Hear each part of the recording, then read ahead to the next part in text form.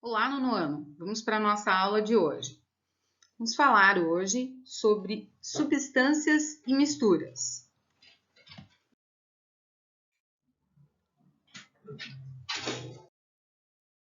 As substâncias, elas têm composição química definida, representada por uma única fórmula, ok?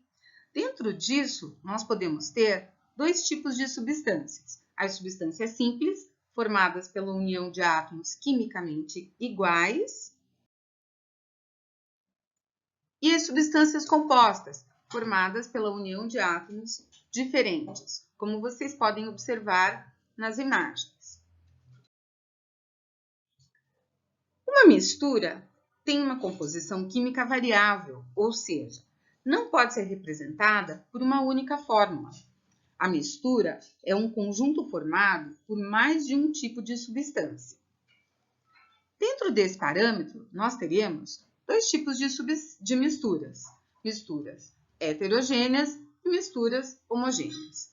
As misturas heterogêneas são aquelas em que é possível distinguir os componentes dessa mistura a olho nu, como nessa imagem que vocês veem aí ao lado. A mistura homogênea é uma mistura em que não se distingue os componentes. Para que possamos distinguir, seria necessário o auxílio de um aparelho, como essas imagens aí que você vê ao lado. Para que possamos separar as misturas, é necessário que façamos alguns processos, ok? Para separar os componentes de uma mistura em sólidos, componentes sólidos, eu tenho catação, que consiste em separar os componentes um a um.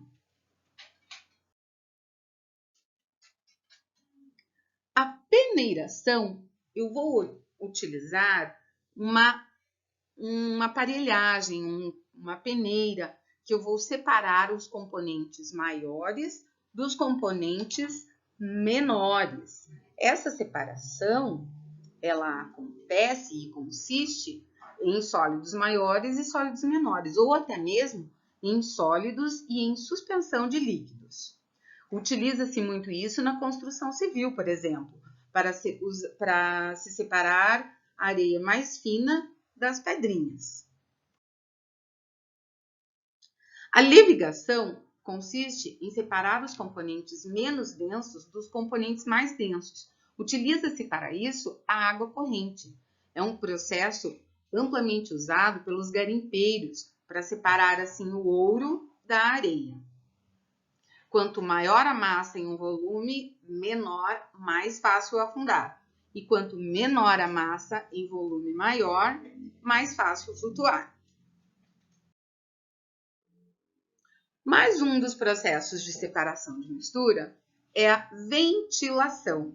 A ventilação separa dois componentes sólidos com densidades diferentes através de um jato de ar. Esse processo é usado, por exemplo, como a imagem mostra, para separar o amendoim torrado da sua casca que já está solta. Outro processo é a separação magnética. Ela é empregada quando um dos componentes da mistura é o ferro e o outro é um material magnético. Como, por exemplo, se nós aproximarmos um ímã de uma mistura de enxofre com limalha de ferro, as partículas deste metal serão atraídas pelo ímã, separando então essas partículas do enxofre.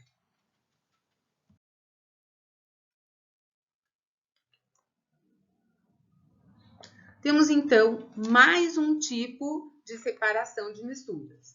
Esse tipo é chamado de dissolução fracionada. Assim, podemos separar dois componentes sólidos usando um líquido que dissolva apenas um desses componentes.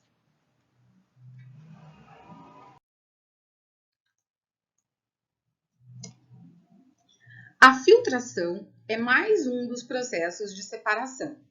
O filtro, que é uma superfície porosa, retém o componente sólido, deixando assim passar o componente líquido.